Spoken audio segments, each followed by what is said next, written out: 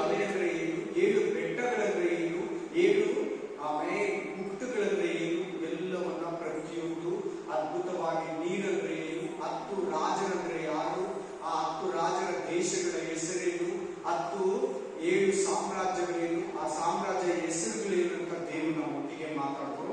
ಇವತ್ತು ಅದರ ಕಂಟಿನ್ಯೂಷನ್ ಬಾಬೇಲ್ ಬಗ್ಗೆ ಇವತ್ತು ಮಾತಾಡ್ತಾರೆ ದೇವರು ನಮ್ಮ ಮನದಲ್ಲಿ. ತಗೊಳ್ಳಿ 18ನೇ ಅಧ್ಯಾಯ 1ನೇ ವಚನದಿಂದ ನಾವು ಧ್ಯಾನ ಮಾಡೋಣ. ಇದಾದ ಮೇಲೆ ಮಹಾ ಅಧಿಕಾರವುಳ್ಳ ಮತ್ತೊಬ್ಬ ದೇವದೂತನು ಪರಲೋಕದಿಂದ ಇಳಿದು ಬರುವುದನ್ನ ದೇವದೂತನ ಏನಂತ ಹೇಳ್ತಾರೆ ವಾಕ್ಯ, ದೇವದೂತನ ಏನಂತ ಪರಿಶುದ್ಧಾತ್ಮನು ಬಳಸ್ತಾ ಇದ್ದಾನೆ. ಒಬ್ಬ ದೇವದೂತನನ್ನ ಯೋಹಾನ ಏನಂತ ಬರೀತಾ ಇದ್ದಾನೆ, ಮಹಾದೇವದೂತನು. ಒಬ್ಬ ದೇವದೂತನೇ ಮಹಾದೇವದೂತನಾದರೆ ನಮ್ಮ ದೇವರು ಇನ್ನೆಷ್ಟು ದೊಡ್ಡವನು, ನಮ್ಮ ಯೇಸು ಸ್ವಾಮಿ ಇನ್ನೆಷ್ಟು ಶಕ್ತನು ನೋಡಿ. ಮುಂದಕ್ಕೆ ಓದ್ಕೊಳ್ಳಿ. ಆ ದೇವದೂತನ ನಿರ್ಮಿತ ಭೂಮಿಯೆಲ್ಲ ಬೆಳಕಾಯ್ತಂತೆ. ಇವಾಗ ಅಮೇರಿಕ ಏನಾಗಿದೆ, ಕತ್ತಲೆ ಆಗಿದೆ. ನಮ್ಮ ಭಾರತ ಬೆಳಗಾಗಿದೆ. ಹಂಗೆ ವೆಸ್ಟರ್ನ್ ಕಂಟ್ರಿಗಳೆಲ್ಲ, ಪಾಶ್ಚಿಮಾತ್ಯ ದೇಶಗಳೆಲ್ಲ ಕತ್ತಲೆ ಆಗಿದೆ. ನಮ್ಮ ಕಡೆ ಬೆಳಕಿದೆ. ಆಮೇಲೆ ಸೊ ಈ ದೇವದೂತನು ಬರುವಾಗ ಪ್ರಪಂಚವೆಲ್ಲ ಒಂದೇ ಸಾರಿ ಬೆಳಕಿರ್ತದೆ. ಆ ತರ ಭೂಮಿ ಉಂಟಾಗಿಂದ ಯಾವತ್ತೂ ಇರಲಿಲ್ಲ. ಒಂದು ದೇವದೂತನು ಸೂರ್ಯನಿಗಿಂತ ಪ್ರಕಾಶವಾಗಿದ್ದಾನಂದ್ರೆ ನಮ್ಮ ದೇವರು ಸೂರ್ಯನಿಗಿಂತ ದೊಡ್ಡವನು. ಸೂರ್ಯನನ್ನ, ಈ ಮಹಾದೇವದೂತನನ್ನ ನಿರ್ಮಿಸಿದವನು ನಮ್ಮ ದೇವರು. ಕಂಟಿನ್ಯೂ ಮಾಡೋಣ. ಅವನ ಪ್ರಭಾವದಿಂದ ಭೂಮಿಗೆ ಪ್ರಕಾಶ ಉಂಟಾಯಿತು. ಭೂಮಿ ಎಲ್ಲ ಒಂದೇ ಸಾರಿ ಬೆಳಕು. ಇವಾಗ ಅಮೇರಿಕ ಕತ್ತಲೆ, ನಮ್ಮ ದೇಶ ಬೆಳಕು. ಹಂಗಲ್ಲ. ಈ ದೇವದೂತನು ಬರುವಾಗ 7 ವರ್ಷ ಉಪದ್ರವ ಕಾಲ ಮುಗಿದ ಮೇಲೆ, ಯಾವಾಗ ದೇವದೂತನು ಬರ್ತಾನೆ, ಈ ದೇವದೂತನು ಬಂದಾಗ ಭೂಮಿ ಎಲ್ಲ ಬೆಳಕು. ಆಮೇಲೆ ನೋಡಿ, ಭೂಮಿ ಎಲ್ಲ ಏನಾಗಿದೆ, ದೇವದೂತನ ಮೂಲಕ ಪ್ರಕಾಶವಾಗಿದೆ, ಬೆಳಕಾಗಿದೆ. ಅದಕ್ಕಿಂತ ಮುಂಚೆ ತುಂತೂರಿಗಳನ್ನ, ಅಲ್ಲೆಲ್ಲೂಯ, ನಾವು 7 ಪಾತ್ರಗಳನ್ನು ಓದುವಾಗ, ಧ್ಯಾನಿಸುವಾಗ 3/1 ಭಾಗ ಸೂರ್ಯ, 3/1 ಭಾಗ ಚಂದ್ರ, 3/1 ಭಾಗ ನಕ್ಷತ್ರಗಳು ಕತ್ತಲೆಯಾಯಿತು. ಅಲ್ಲೆಲ್ಲೂಯ, ಆದ್ರೆ ಈ ಅಂದ್ರೆ ಅದರ ಅರ್ಥ ಏನಂದ್ರೆ, ಒಂದು ದಿನಕ್ಕೆ ಈ 12 ಗಂಟೆ ಹಗಲು, 12 ಗಂಟೆ ಇರುಳು. ಅಂದ್ರೆ 12 ಗಂಟೆ ಹಗಲೊತ್ತಿರ್ತದೆ ಬೆಳಕು, 12 ಗಂಟೆ ಇರುಳು ಕತ್ತಲೆ ಇರ್ತದೆ. ಈ ವಾಕ್ಯ ನೆರವೇರುವಾಗ ಕತ್ತಲೆ ಜಾಸ್ತಿ ಇರ್ತದೆ. ಆದ್ರೆ ಈ ದೇವದೂತನು ಬರುವಾಗ ಭೂಮಿಯೆಲ್ಲ ಪ್ರಕಾಶಮಾನವಾಗಿರ್ತದೆ. ಕಂಟಿನ್ಯೂ ಮಾಡಿ. ಬಿದ್ದಳು. ಯಾರು? ದೊಡ್ಡ ಮಹಾದೇವದೂತನು ಹೇಳ್ತಾ ಇದ್ದಾನೆ, ಯೋಹಾನನಿಗೆ ಹೇಳ್ತಾ ಇದ್ದಾನೆ, ಮಹಾಪಟ್ಟಣವಾಗಿರೋ ಬಾಬೆಲ್ ಎಂಬ ಕೆಟ್ಟ ಸ್ತ್ರೀ, ಅಸಹ್ಯ ಸ್ತ್ರೀ, ಮೋಸದ ಸ್ತ್ರೀ, ಕ್ರೂರವಾದ ಸ್ತ್ರೀ ಬಿದ್ದಳು. ಬಾಬೆಲ್ ಎಂಬ ಮಹಾನಗರಿ ಬಿದ್ದಳು. ತುಂಬಾ ಕೆಟ್ಟವಳು, ತುಂಬಾ ಅಸಹ್ಯ.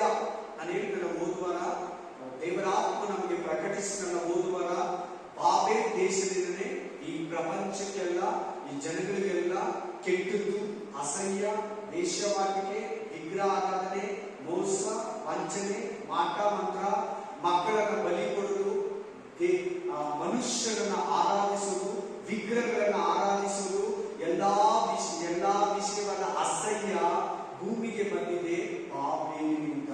ಮನುಷ್ಯನಿಗೆ ಬಂದಿದ್ದು ಬಾಬೇಲಿನಿಂದ. ಈ ಬಾಬೇಲ್ ಎಂತವಳಂತ ಇನ್ನೊಂದು ವಾಕ್ಯವನ್ನು ಓದೋಣ.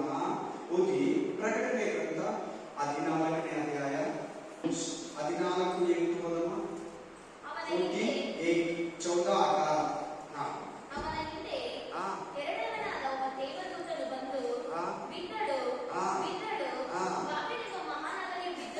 ಸೇಮ್ ಅಲ್ಲಿ ಹೆಂಗಿದೆ ಹಂಗೆ ಇದೆಲ್ಲ हमें 17-18 अध्याय में कैसे सेम ऐसे आ रहे वो कैसे वाला लेडी वो कैसे वाला सिटी वो कैसे वाला ಬಾಬಿಲೋನೆ ಅದು ಎಂತ ಬಾಬಿಲೋನ್ ಅದೆಂತ ಒಂದು ನಗರ ಅದೆಂತ ಒಂದು ಅಶುದ್ಧ ಸ್ಥಳ ಅನ್ನೋದನ್ನ ಸೂಚಿಸುವುದು ಆಕೆಯು ಸಕಲ ಜನಾಂಗಗಳಿಗೆ ಅತಿ ಜಾರತ್ವ ಎಲ್ಲಾ ಭೂಲೋಕದಲ್ಲಿರೋ ಮನುಷ್ಯರಿಗೆ ಜಾರತ್ವ ಅಂದ್ರೆ ವಿಗ್ರಹ ಆರಾಧನೆ ವ್ಯಭಚಾರ ಮೋಸ ವಂಚನೆ ಕುಡಿತನ ಗಲಾಟೆ ಕೊಲೆ ಮನುಷ್ಯನ ಬಲಿ ಪ್ರಾಣ ಬಲಿ ನರಬಲಿ ಎಲ್ಲವನ್ನ ಮಾಟ ಮಂತ್ರ ಪ್ರತಿಯೊಂದು ಬಾಬೆಲಿಂದ ಅಸಹ್ಯ ಆಗಿದೆ ನೋಡಿ ಅತಿ ಜಾರತ್ವ ಎಂಬ ದ್ರಾಕ್ಷಾರಸವನ್ನು ಕುಡಿಸಿದವಳು ಎಂದು ಹೇಳಿದನು.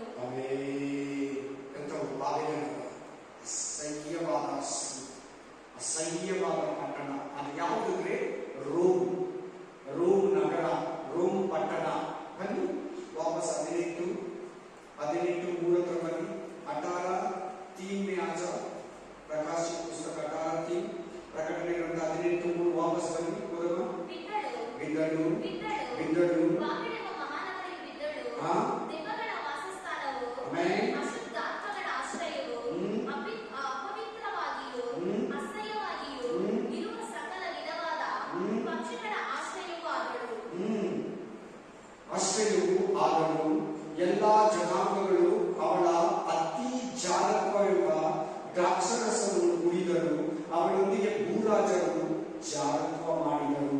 ಅವಳು ಸುಖ ಭೋಗಿಣಿಯಾಗಿದ್ದರಿಂದ ಭೂಲೋಕದ ವರ್ತಕರು ಐಶ್ವರ್ಯವಂತರಾದರು ಎಂದು ಹೇಳಿದನು. ಭೂಲೋಕದ ರಾಜರನ್ನು ಯಾರು? ರಾಜಕಾರಣಿಗಳು.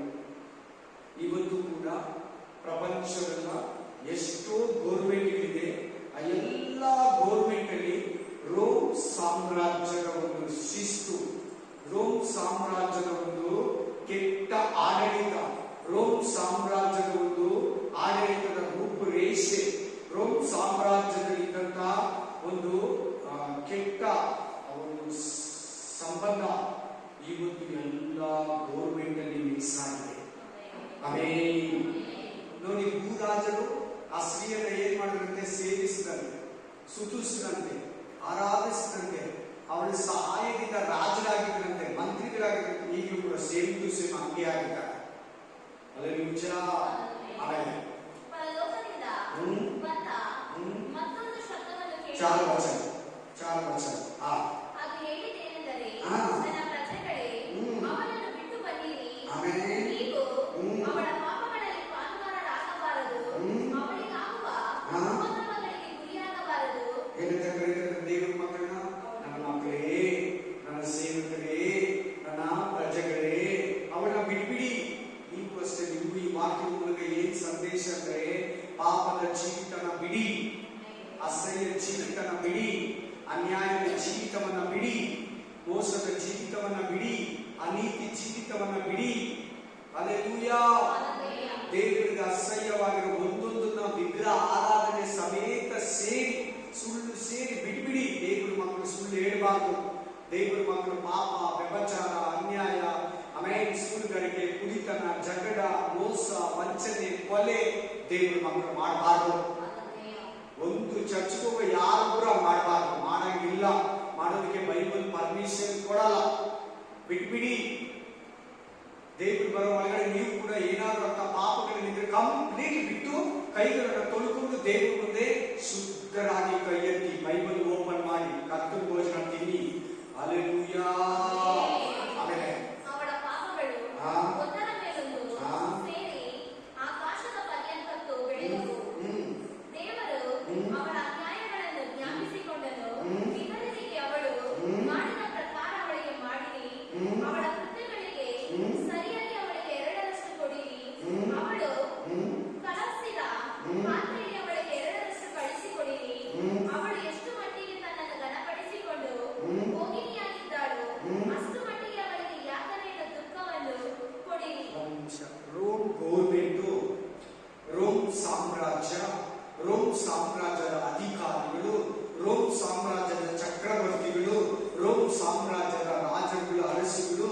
ದೇವರು ಮಕ್ಕಳನ್ನ ಬಲೇ ಪೀಡಿಸಿದ್ರು. ನಾನು ಓದುವಾಗ ಒಂದು 5 ನಿಮಿಷ ನಿಮಗೆ ವಿವರಿಸಿದ್ದೆ.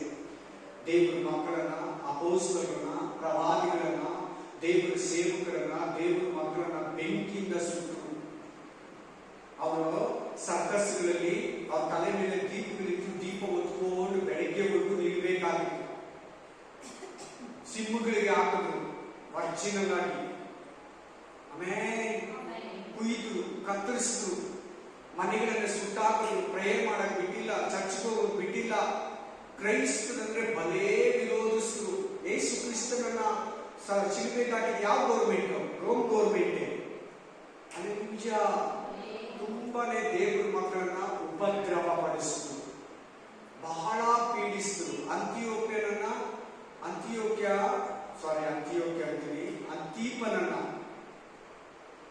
ನಾವು 3ನೇ ಸಭೆಯನ್ನು ಉದ್ದೇಶಿಸಿ ಮಾತಾಡುವಾಗ ಅಲ್ಲಿ ಒಬ್ಬ ಬಿಷಪ್ ಅನ್ನ ದೇವರು ಮಾತಾಡ್ತಾನೆ.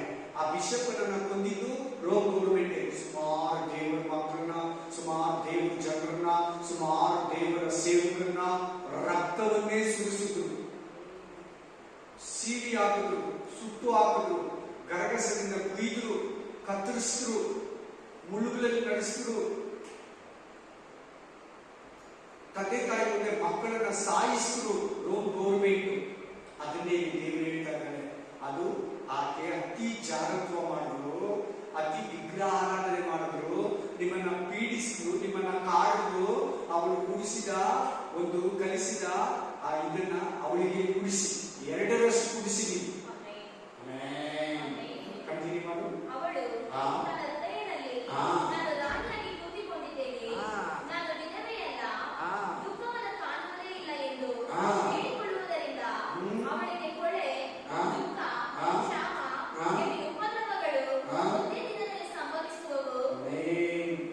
ಸಾಮ್ರಾಜ್ಯ, ರೋಮ್ ಪಟ್ಟಣ ಯಾವ ಗತಿ, ಯಾವ ಸ್ಥಿತಿ ಬರಬೇಕಂತ ನಾನು ಹೇಳ್ತಾ ಇದ್ದೀನಿ. ಇವತ್ತು ವ್ಯಾಟಿಕನ್ ಸಿಟಿ ಬಗ್ಗೆ ಒಳ್ಳೆ ಸಮೃದ್ಧಿ ದೇಶ, ತುಂಬಾನೇ ಒಳ್ಳೊಳ್ಳೆ building. Rome country Rome city ಅಂದ್ರೆ ತುಂಬಾ ಸಂಪತ್ತಿನಿಂದ, ಸವಲತ್ತಿನಿಂದ ಕೂತಿರೋದು. ವ್ಯಾಟಿಕನ್ ಸಿಟಿ ಅದೇ ಬರೋದು. ವ್ಯಾಟಿಕನ್ ಸಿಟಿ ಪೋಪ್ ಅಲ್ಲಿಂದಲೇ ಆಯ್ಕೆ ಆಗೋದು. ಪ್ರಪಂಚದಲ್ಲಿ ಎಲ್ಲ ರೋಮನ್ ಕ್ಯಾಥಲಿಕ್ ಚರ್ಚ್ಗೆ ಪೋಪ್ ಅವರೇ. ಕಂಟಿನ್ಯೂ ಮಾಡೋದು. ಅವಳು ಬೆಂಕಿಯಿಂದ ಸುಟ್ಟು ಹೋಗುವಳು. ಅವಳಿಗೆ ದಂಡನೆಯನ್ನು ವಿಧಿಸಿದ ದೇವರಾಗಿರುವ ಕರ್ತನು ಬಲಿಷ್ಠನಾಗಿದ್ದಾನೆ. ಅವಳೊಂದಿಗೆ ಜಾಲಕ ಮಾಡಿ ಭೋಗಿಗಳಾಗಿ ಬದುಕಿದ ಭೂರಾಜರು ಅವಳ ದಹನದಿಂದಿರುವ ಹೊಗೆಯನ್ನು ನೋಡುವಾಗ ಅವಳ ಯಾತನೆಯ ದೆಸೆಯಿಂದ ಭಯಪಟ್ಟು ದೂರದಲ್ಲಿ ನಿಂತು ಗೋಳಾಡುತ್ತಾ ಎದೆ ಪಡ್ಕೊಳ್ಳುತ್ತಾ, ಅಯ್ಯೋ ಅಯ್ಯೋ ಅಯ್ಯೋ ಮಹಾಪಟ್ಟಣವೇ, ಬಾಬೆಲೇ, ಬಲಿಷ್ಠವಾದ ನಗರಿಯೇ, ನಿನಗೆ ವಿಧಿಸಲ್ಪಟ್ಟ ದಂಡನೆಯು ಒಂದೇ ಗಳಿಗೆಯಲ್ಲಿ ಬಂತಲ್ಲ ಎಂದು ಹೇಳಿದರು. ಭೂರಾಜರು ಏನಂತ ಮಾತಾಡ್ತಾರಂತೆ? ಇನ್ನು ಮಾತಾಡಿಲ್ಲ. ಈ ವಾಕ್ಯ ಇನ್ನೂ ನೆರವೇರಿಲ್ಲ. ಈ ಪ್ರವಾದನೆ ವಾಕ್ಯ ಇನ್ನೂ ನೆರವೇರಿಲ್ಲ. ಮುಂದೆ ನೆರವೇರ್ತದೆ. 7 ವರ್ಷ ಉಪದ್ರವ ಕಾಲ ಎಂಡಲ್ಲಿ ನೆರವೇರ್ತದೆ. ಏನಂತ ಮಾತಾಡ್ತಾರಂತೆ? ಬಾಬೆಲ್ ಪಟ್ಟಣ ಎಲ್ಲಿರೋದು? ಬಾಬೆಲ್ ಪಟ್ಟಣ ಎಲ್ಲಿ ಕಟ್ಟಿದ್ದು? ನಿಮ್ರೋದು ಎಲ್ಲಿ? ಇರಾನ್. ಎಲ್ಲಿ? ಇರಾನ್. ಇರಾನ್ ಮುಳುಗೋಗಿದೆ. ಈ ಬಾಬೆಲ್ ಪಟ್ಟಣ ಮುಳುಗೋಗಿದೆ. ಅದರ ಒಂದು ಸಿಂಹಾಸನ ರೋಮ್ ಪಟ್ಟಣಕ್ಕೆ ಕಂಟಿನ್ಯೂ ಆಗಿದೆ. ರೋಮ್ ಪಟ್ಟಣಕ್ಕೆ ಎಕ್ಸ್ಟೆನ್ಷನ್ ಆಗಿದೆ. ಯುರೋಪ್ ಯೂನಿಯನ್ 10 ರಾಜ್ಯಗಳ ಕೂಟ ಆರಂಭವಾಗಿದೆ. ಅದರಲ್ಲಿ 29 ದೇಶಗಳಿಗೆ ಒಟ್ಟು. Hallelujah, amen. ಅದು ಇದರ ಕ್ಯಾಪಿಟಲ್ ಸಿಟಿ. ಅದು ಸ್ಪೇನ್ ದೇಶದಲ್ಲಿದೆ. ಅದರ ಆಡಳಿತ ಕೇಂದ್ರ. ಇದಲ್ಲದೆ ಭೂಲೋಕದ ವರ್ತಕರು ಅವನ ನಿಮಿತ್ತವಾಗಿ ಮತ್ತು ಹೋರಾಡುತ್ತಾ ನಮ್ಮ ಹಡಗುಗಳ ಸರಕುಗಳನ್ನು ಕೊಂಡುಕೊಳ್ಳುವವರು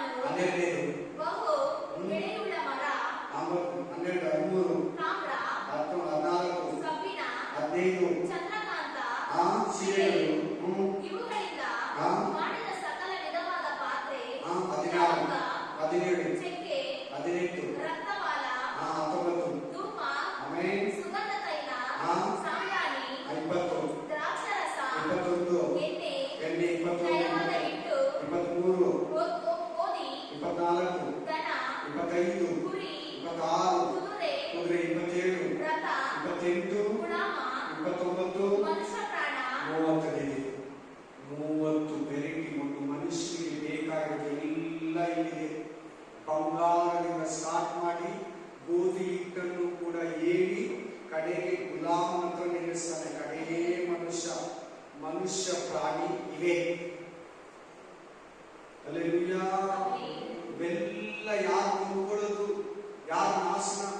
ಯಾಕಂದ್ರೆ 7 ವರ್ಷ ಉಪದ್ರವ ಕಾಲ ತೀರುವಾಗಲೇ ಮನುಷ್ಯರೆಲ್ಲ ಪಾಪಿಗಳು, ದೇವರ ವಿರೋಧಿಗಳು, 666 ಮುದ್ರೆ ಬದಲಿಸಿಕೊಂಡವರು ನಾಶವಾಗ್ಬಿಡ್ತಾರೆ. ಸೃಷ್ಟಿ, ಆಮೇಲೆ ಆಕಾಶ, ಭೂಮಿ, ಆಮೇಲೆ ಅವುಗಳಲ್ಲಿರುವ ಮರಗಳು, ಗಿಡಗಳು, ಪ್ರಾಣಿಗಳು, ಪಕ್ಷಿಗಳು, ಮನುಷ್ಯರು ಕಂಪ್ಲೀಟ್ ಸುಟ್ಟೋಗ್ತಾ ಇದೆ. ಆಮೇಲೆ ಇದಾದ್ಮೇಲೆ 7 ವರ್ಷ ಉಪದ್ರವ ಕಾಲ ಆದ್ಮೇಲೆ ಅರ್ಮಗೆದೋನ್ ಯುದ್ಧ ನಡೆಯುತ್ತದೆ.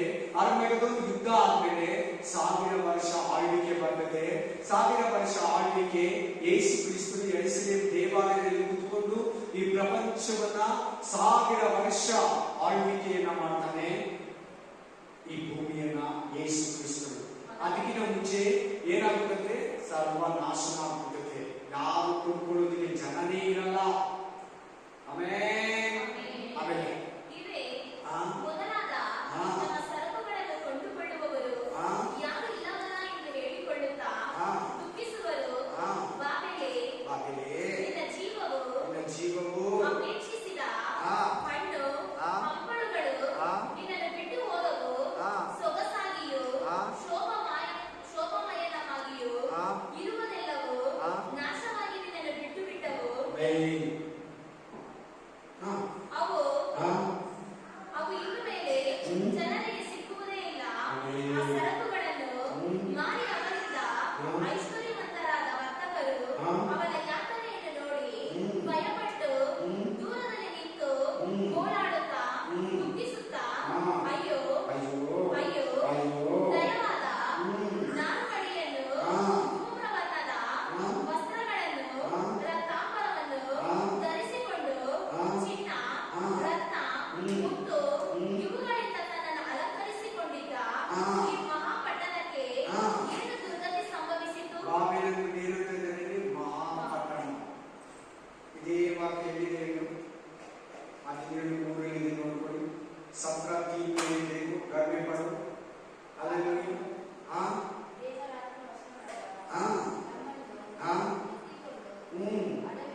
ಹೋದನು ಚೋರರು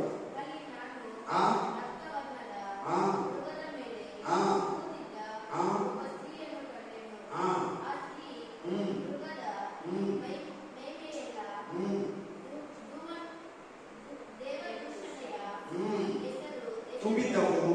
ಅದಕ್ಕೆ 7 ತಲೆಗಳು 10 ಕೊಂಬುಗಳು ಇದ್ದವು. ಆ ಸ್ತ್ರೀಯು ಧೂಮ್ರವರ್ಣ ವಸ್ತ್ರಗಳನ್ನು, ರಕ್ತಾಂಬರವನ್ನು ಧರಿಸಿಕೊಂಡಿದ್ದು, ಚಿನ್ನ, ರತ್ನ ಮತ್ತು ಇವುಗಳಿಂದ ಅಲಂಕರಿಸಿಕೊಂಡಿದ್ದಳು. ಅವಳ ಕೈಯಲ್ಲಿ ಒಂದು ಚಿನ್ನದ ಬಟ್ಟಲು ಇತ್ತು. ಅದು ಅಸಹ್ಯವಾದವುಗಳಿಂದ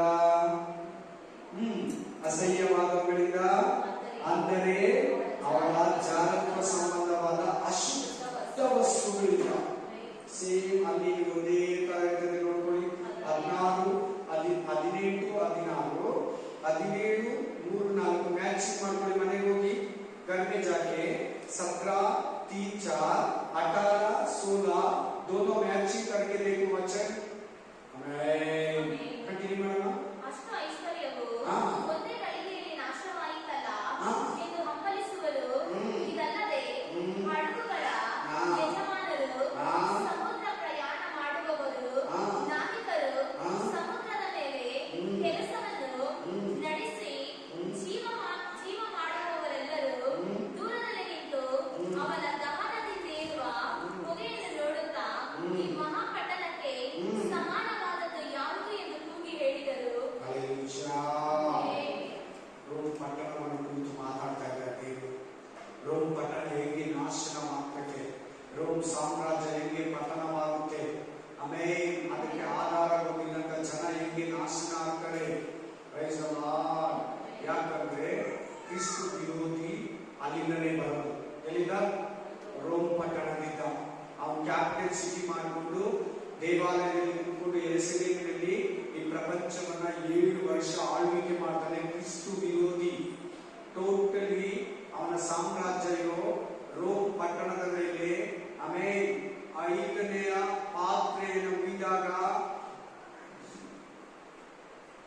ಕ್ರಿಸ್ತು ವಿರೋಧಿ ಸಿಂಹಾಸನ ಏನಾಗುತ್ತೆ?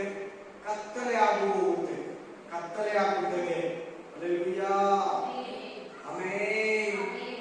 ಕಂಟಿನ್ಯೂ ಮಾಡು. ಆಗ ಅವರು ತಮ್ಮ ತಲೆಗಳ ಮೇಲೆ ಮಣ್ಣನ್ನು ಒಯ್ದುಕೊಂಡು ಅಳುತ್ತಾ ಗೋಳಾಡುತ್ತಾ ಅಯ್ಯೋ ಅಯ್ಯೋ ಅಯ್ಯೋ ಅಯ್ಯೋ ಸಮುದ್ರದ ಮೇಲೆ ಹಡಗುಗಳುಳ್ಳವರೆಲ್ಲನ್ನು ತನ್ನ ಅಮೂಲ್ಯ ದ್ರವ್ಯಗಳಿಂದ ಐಶ್ವರ್ಯವಂತರನ್ನಾಗಿ ಮಾಡಿದ ಈ ಮಹಾಪಟ್ಟಣಕ್ಕೆ ಎಂಥ ಗತಿ ಬಂತು? ಇವಳು ಒಂದೇ ಗಳಿಗೆಯಲ್ಲಿ ಹಾಳಾದಳಲ್ಲ ಎಂದು ಕೂಗಿ ಹೇಳಿದರು. ಯಾಕಂದ್ರೆ ಈ ಪ್ರಪಂಚವನ್ನ ಕೆಡಿಸಿದೆ ಬಾಬೆಲ್. ಪ್ರಪಂಚದ ಜನಗಳನ್ನ ಪಾಪಕ್ಕೆ, ವಿಗ್ರಹ ಆರಾಧನೆಗೆ, ಜನಗಳನ್ನ ಮೋಸಕ್ಕೆ, ವಂಚನೆಗೆ, ಕಳ್ಳತನ, ಕೊಲೆ, ಮಾಟ ಮಂತ್ರ, ಆಮೇಲೆ ಹಗೆತನ, ಗಂಡಸರು ಮದುವೆ ಆಗೋದು, ಹೆಂಗಸರು ಮದುವೆ ಆಗೋದು, ಆಮೇಲೆ ಮೋಸ, ವಂಚನೆ, ಎಲ್ಲ ಮನುಷ್ಯನ ಆರಾಧನೆ ಮಾಡೋದು, ಮನುಷ್ಯನ ದೇವರನ್ನ ತಕೊಳ್ಳೋದು ಎಲ್ಲ ಬಾಬೆಲಿಂದ ಬಂದಿದ್ದು. ಅದರ ಒಂದು ಕಂಡೀಷನ್ ಅನ್ನ, ಅದರ ಈಗ ಸ್ಥಿತಿಯನ್ನು ನೋಡಿ ಬಹಳ ಬೇಸರವಾಗ್ತಾ ಇದ್ದಾರೆ. ಪರಲೋಕವೇ ಆನಂದಪಡು, ದೇವಜನರೇ, ಅಪೊಸ್ತಲರೇ, ಪ್ರವಾದಿಗಳೇ, ಅನ್ಯಾಯ ಮಾಡಿದ್ದಕ್ಕಾಗಿ ದೇವರು ಇವಳಿಗೆ ದಂಡನೆಯನ್ನು ಮಾಡಿದ್ದರಿಂದ ಆನಂದ ಪಡಿರಿ ಎಂದು ಆ ಶಬ್ದ ಹೇಳಿತು. ಏನು ಯೋಹಾನ ಬಲಿತಾ ಇದ್ದಾನೆ. ನಮ್ಮ ದೇವರು ಯಾರು? ಮುಯಿ ತೀರಿಸೋದು. ಮುಯಿ ತೀರಿಸೋ ಕೆಲಸ ನಮ್ದಲ್ಲ.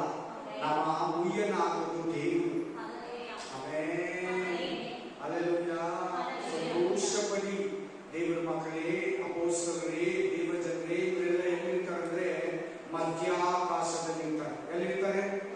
ಮಧ್ಯಾಕಾಶದಲ್ಲಿ ಇರ್ತಾರೆ. ಆಮೆನ್.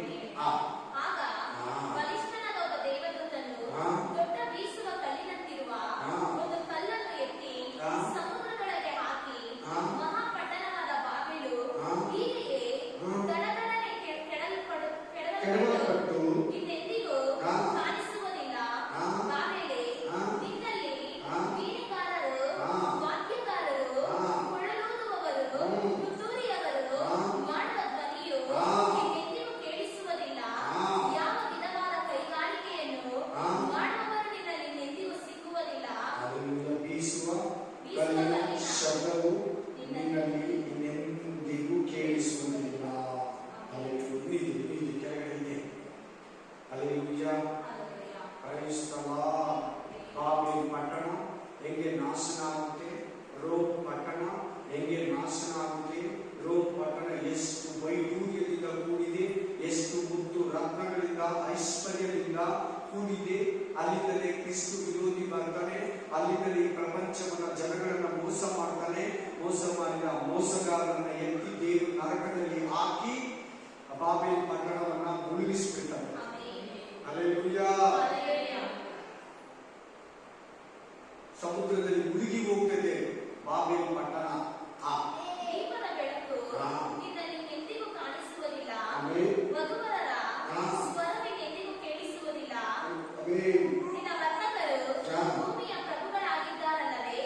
ನಿನ್ನ ಮಾಟದಿಂದ ಎಲ್ಲ ಜನಾಂಗದವರು ಮರಳಾದರು. ಪ್ರವಾದಿಗಳ ನಿನ್ನ ಮಾಟದಿಂದ ಎಲ್ಲ ಜನಾಂಗದವರು ಮರುಳಂದ್ರೆ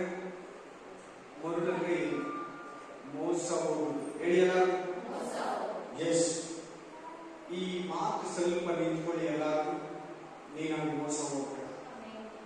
ಪಾಪಕ್ಕೆ, ಸೈತಾನಿಗೆ, ಮನುಷ್ಯರ ಕಾರ್ಯಗಳಿಗೆ, ಕ್ರಿಯೆಗಳಿಗೆ, ಅನ್ಯ ಜನಗಳು ಮಾಡೋ ವ್ಯರ್ಥ ಕಾರ್ಯಗಳಲ್ಲಿ ಕೈ ಹಾಕಿ ಪಾಲುಗಾರನಾಗಿ ನೀನು ವ್ಯರ್ಥತ್ವದಲ್ಲಿ ಸೇರಿ ನೀನು ಕೂಡ ಮರಳಾಗಬೇಡ. ನಿನ್ನನ್ನ ಬಾಬಿಲೋನ್ ಮರಳು ಮಾಡಿರಲಿ. ಬಾಬಿಲೋನ್ ಪಟ್ಟಣ, ಬಾಬಿಲೋನ್ ಜನ, ಬಾಬಿಲೋನ್ ಅಸಹ್ಯ, ಬಾಬಿಲೋನ್ ವ್ಯಭಚಾರ, ಬಾಬಿಲೋನ್ ಅತಿ ವ್ಯಭಚಾರ, ಅತಿ ಅಸಹ್ಯ ನಿನ್ನನ್ನು ಮುಟ್ಟಿದಿರ ನೋಡ್ಕೋ. ಆವಾಗಲೇ ಹೇಳ್ಬಿಟ್ಟು ದೇವರು 5ನೇ ವಚನ, 6ನೇ ವಚನ, 8ನೇ ವಚನದಲ್ಲಿ ದೇವಜನರೇ ಪಾಪಗಳನ್ನು ಬಿಟ್ಟು ಹೊರಗಡೆ ಬನ್ನಿ. ಪಾಪದ ಜೀವಿತವನ್ನ ಬಿಟ್ಟು ಹೊರಗಡೆ ಬನ್ನಿ. ಈ ಲೋಕ ಜೀವಿತ, ಶರೀರ ಜೀವಿತವನ್ನ ಬಿಟ್ಟು ಹೊರಗಡೆ ಬನ್ನಿ. ನೀವು ನಿಮ್ಮನ್ನ ಅಸಹ್ಯ ಮಾಡ್ಕೋಬೇಡಿ. ಪಾತ್ರೆಯಲ್ಲಿ ಅವನಿಗೆ 2ರಷ್ಟನ್ನು ಕುಡಿಯೋದಕ್ಕೆ ಕೊಡಿ. 17, 3, 4 ಏನ್ ಹೇಳ್ತಾರೆ? ಅವಳ ಕೈಯಲ್ಲಿ ಏನಿದೆ? ಅಸಹ್ಯದ ವಸ್ತುಗಳಿಂದ ಕಳಿಸಿರೋ ಒಂದು ಪಾತ್ರೆ ಇದೆ. ಅದನ್ನು ಏನ್ ಕಲಿಸಿದೀವಿ ಗೊತ್ತಾ? ದೇವ್ರ ಮಕ್ಕಳು ಕೊಡೋದಿಕ್ಕೆ. ಯಾರಿಗೆ? ಈ ಲೋಕದ ಜನಗಳು ಕೊಡೋದಿಕ್ಕೆ. ಕುಡಿಬೇಡ, ಆ ಪಾಪವನ್ನ ಮಾಡಬೇಡ. Amen, hallelujah, praise the lord. Careful, ಹುಷಾರ್, ಜಾಗ್ರತೆ. ಯಾವ ಪಾಪನೂ ಕೂಡ ನೀವು ದೂರ ಇರಬೇಕು. ದೇವ್ರ ವಾಕ್ಯ ಏನ್ ಹೇಳ್ತದೆ ಗೊತ್ತಾ? ವಿಗ್ರಹಗಳನ್ನು ಬಿಟ್ಟು ಓಡಿ ಹೋಗಿ. ವಿಗ್ರಹಗಳನ್ನು ಬಿಟ್ಟು ಓಡಿ ಹೋಗಿ. ನೋಡಿ ಎಷ್ಟು ಡೇಂಜರ್. ವಿಗ್ರಹದಿಂದ ದೂರ ಇರಿ ಅಂತ ಎಷ್ಟು ಡೇಂಜರ್ ಇರ್ಬೋದು. ಈ ಬಾಬಿಲೋನಲ್ಲಿ ಒಂದು ಇದೆಯೇನಂದ್ರೆ ವಿಗ್ರಹ. ಫಸ್ಟ್ ಪ್ರಪಂಚದಲ್ಲಿ ಅಲ್ಲೇ ಸ್ಟಾರ್ಟ್ ಆಗಿದೆ. ಭಾರತದಲ್ಲ, ಶ್ರೀಲಂಕಾದಲ್ಲ, ನೇಪಾಳಿ ದೇಶದಲ್ಲ, ಚೀನಾ ದೇಶದಲ್ಲ, ಬಾಬಿಲೋನ್.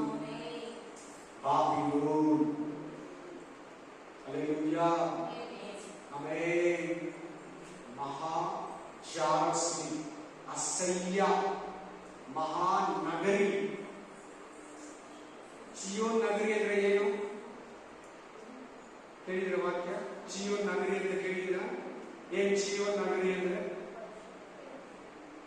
ಯೆರೂಸಲೇಮ್ ಪಟ್ಟಣ ದೇವರು ಚಿಯೋನ್ ನಗರಿ ಅಂತಾನೆ. ಯೆರೂಸಲೇಮ್ ಜನರನ್ನ, ದೇವ್ರ ಮಕ್ಕಳನ್ನ ಚಿಯೋನ್ ಪಟ್ಟಣ, ಚಿಯೋನ್ ನಗರಿ, ಚಿಯೋನ್ ಅಂತಾನೆ. ಪರಲೋಕ ರಾಜ್ಯಕ್ಕೆ ಇನ್ನೊಂದು ಹೆಸರೇ ಚಿಯೋನ್. Hallelujah, amen. ಹಂಗೆ ಬಾಬಿಲೋನ್ ಪಟ್ಟಣವನ್ನು ಏನಂತ ಇದ್ದಾರೆ ದೇವರು? ಅಸಹ್ಯವಾದ ಮಹಾನಗರಿ. ಎಲ್ಲ ಮೋಸದಿಂದ ಕೂಡಿದ ಅಸಹ್ಯ ನಗರ ಬಾಬಿಲೋನ್. ಬಾಬಿಲೋನ್ ಅಂದ್ರೆ ಏನು? ಬಾಬಿಲೋನ್ ಬಾಬಿಲೋನ್ ಬಾಬಿಲೋನ್ ಅಂತ ಕೇಳ್ತಾ ಇದ್ದೀರಾ ಹೋದ ವಾರ ಈ ವಾರ. ಬಾಬಿಲೋನ್ ಅಂದ್ರೆ ಏನು ಗೊತ್ತಾ? ಏನು ಬಾಬಿಲೋನ್ ಅಂದ್ರೆ? ಬಾಬಿಲೋನ್ ಅಂದ್ರೆ ಏನು? ಗಲಿಬಿಲಿ, ತಾರುಮಾರು. ತಾರುಮಾರು ಅಂದ್ರೆ ಏನು? ಕ್ಲಿಯರ್ ಇಲ್ಲ. ಗಲಿಬಿಲಿ, ಗಲಿಬಿಲಿ ಅಂದ್ರೆ ಏನು? ಸಮಾಧಾನ, ಸಂತೋಷ ಇಲ್ಲ. Hallelujah, amen. ಬಾಬಿಲೋನ್ ಬಗ್ಗೆ ಕೇಳ್ತಾ ಇದ್ದೀರಲ್ಲ, ಅದಕ್ಕೆ ಬಾಬಿಲೋನ್ ಬಗ್ಗೆ ಹೇಳ್ತಾ ಇದ್ದೀನಿ. ಬಾಬಿಲೋನ್ ಅಂದ್ರೆ ಅರ್ಥ ತೆಗೆದುಕೊಳ್ಳಿ ಫಸ್ಟ್. ಬಾಬಿಲೋನ್ ಅಂದ್ರೆ ಏನು ಅಂತ ನಾನು ಹೇಳ್ಕೊಡ್ತಾ ಇದ್ದೀನಿ, ನೀವು ಹೇಳ್ತಾ ಇಲ್ಲ.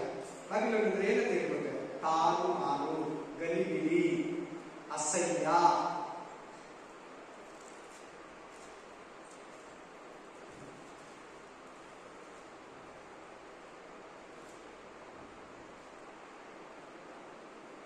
ಆದಿಕಾಂಡ 10ನೇ ಅಧ್ಯಾಯ 11ನೇ ಅಧ್ಯಾಯ 9ನೇ ವಚನ.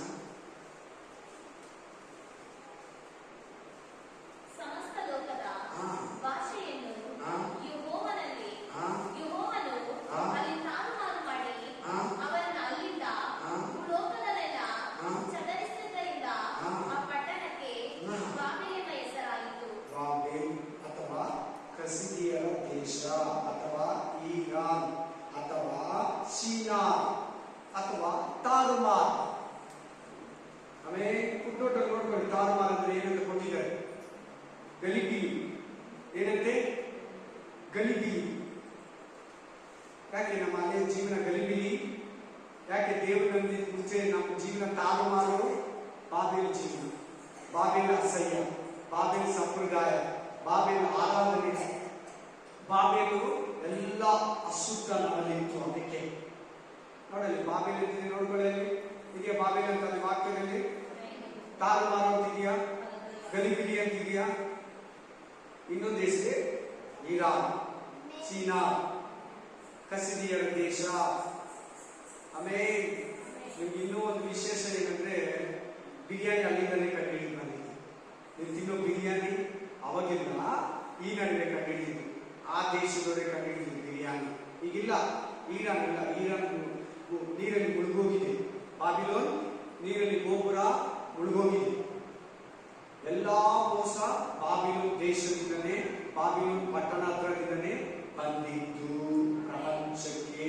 ಆ ವಾಕ್ಯಗಳೆಲ್ಲ ಇವಾಗ ನೀವು ಹೆಂಗಿರ್ತೀರಿ ನೋಡಿ. ಬಾಬಿಲೋನ್ ಸ್ವಭಾವ ನಿನ್ನಲ್ಲಿದೆಯಾ? ಬಾಬಿಲೋನ್ ಅಸಹ್ಯ ನಿನ್ನಲ್ಲಿದೆಯಾ? ಬಾಬಿಲೋನ್ ಪಾಪದ ಜೀವಿತ ನಿನ್ನಲ್ಲಿದೆಯಾ? ಬಾಬಿಲೋನ್ ವಿಗ್ರಹ ಆರಾಧನೆ ನಿನ್ನಲ್ಲಿದೆಯಾ? ಬಿಟ್ಟು ಅವಳನ್ನ ಬಾ ಆಚೆಗಡೆ. ಎಷ್ಟನೇ ವಚನದಲ್ಲಿ ಹೇಳಿದ್ರು ದೇವರು? कौन सा वचन में बोला? बाबिलोन का संबंध छोड़ दो, बाबिलोन का विषय में तुम दूर आ जाओ. ಎಷ್ಟನೇ ವಚನದಲ್ಲಿ ಹೇಳಿದ್ರು? ಈಗ ಜಸ್ಟ್ 4ನೇ ವಚನ ಓದಮ್ಮ ಜೋರಾಗಿ. 4 ವಚನ देखो 18 ಪರಲೋಕದಿಂದ ಬಂದ ಮತ್ತೊಂದು ಶಬ್ದವನ್ನು ಕೇಳಿದೆನು.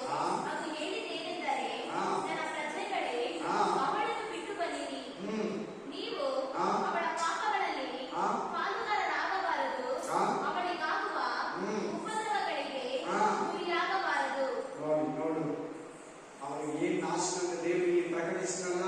ನೀವು ಆ ನಾಶನದಲ್ಲಿ ಸೇರಬಾರ್ದಂದ್ರೆ ಅವಳನ್ನ ಬಿಟ್ಬಿಡಿ. ಪಾಪದ ಜೀವಿತ ಬಿಟ್ಬಿಡಿ, ಸೈತಾನನ ಜೀವಿತ ಬಿಟ್ಬಿಡಿ, ನಾಶನದ ಜೀವಿತನ ಬಿಟ್ಬಿಡಿ. ದೇವರ ಕಡೆಗೆ ತಿರುಗಿಕೊಂಡು ಬೈಬಲ್ ಏನ್ ಹೇಳ್ತದೆ ಅದನ್ನ ಪಾಲಿಸ್ರಿ. ಹಲ್ಲೆಲೂಯಾ.